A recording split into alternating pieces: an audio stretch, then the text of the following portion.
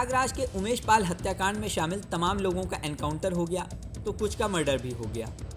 कुछ लोग इस समय जेल में हैं, लेकिन इस हत्याकांड में प्रमुख रूप से शामिल गुड्डू मुस्लिम अभी तक पुलिस और एसटीएफ के लिए सिरदर्द बना हुआ है। गुड्डू मुस्लिम को ज़्यादातर लोग गुड्डू बमबाज के नाम से जानते हैं। उसके बारे में दावा किया जाता है उसने बहुत कम उम्र में जुर्म की दुनिया में कदम रख दिया था, लेकिन कभी किसी को गोली नहीं मारी। वह सिर्फ बम से लोगों को मारता है। वह 17 साल की उम्र में ही बम बनाने में एक्सपर्ट बन गया था। यहाँ तक कि चलती बाइक पर पीछे बैठे बैठे 5 मिनट में वह देसी बम बना देता है। गुड्डू बमबाज कभी श्री प्रकाश शुक्ला के गैंग में था, लेकिन वहाँ से अतीक के गैंग में आने की कहानी भी दिलचस्प है। गुड्डू मुस्लिम का करीब 2 दशक पहले जौनपुर के एक बाहुबली के साथ गहरा याराना रहा है। इसके साथ ही माफिया मुख्तार अंसारी के अलावा जेल में मारे गए उसके गुर्गों मुन्ना बजरंगी व मिराज अहमद के कारण उसका वाराणसी, गाजीपुर और मऊ में आना जाना लगा रहता था। बदमाशों के हाथों मारे गए माफिया अतीक अहमद का शागिर्द बनने के बाद भी गुड्डू पूर्वांचल के अपने कनेक्शन बरकरार रखे हुए था। गुड्डू मुस्लिम की तलाश में यूपी पुलिस और एसटीएफ देश में अलग अलग टीमें बनाकर खाक छान रही हैं। जानकार बताते हैं कि गुड्डू मुस्लिम लखनऊ से पूर्वांचल के बाहुबलियों और बदमाशों के संपर्क में आया। साल 1997 में लखनऊ के एक नामी स्कूल में खेल शिक्षक की हत्या हुई थी। इसमें जौनपुर के एक बाहुबली के साथ ही गुड्डू का भी नाम सामने आया था। जौनपुर के बाहुबली और उस समय के उसके दोस्तों की मदद से गुड्डू ने रेलवे के ठेकों में भी किस्मत आजमाई थी।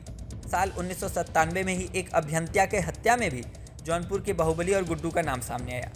इसके बाद गुड्डू मुठभेड़ में मारे गए गोरखपुर के बदमाश श्री प्रकाश शुक्ला का शागिर्द रहा।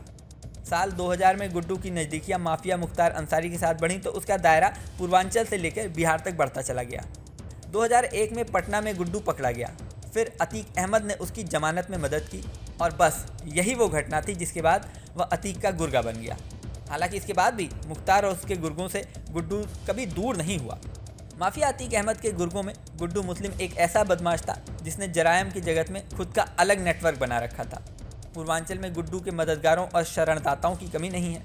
पुलिस अफसरों का भी मानना है कि इस बात से इनकार नहीं किया जा सकता कि उमेश पाल हत्याकांड के बाद पूर्वांचल के अपने पुराने कनेक्शन के सहारे गुड्डू नेपाल भाग गया हो।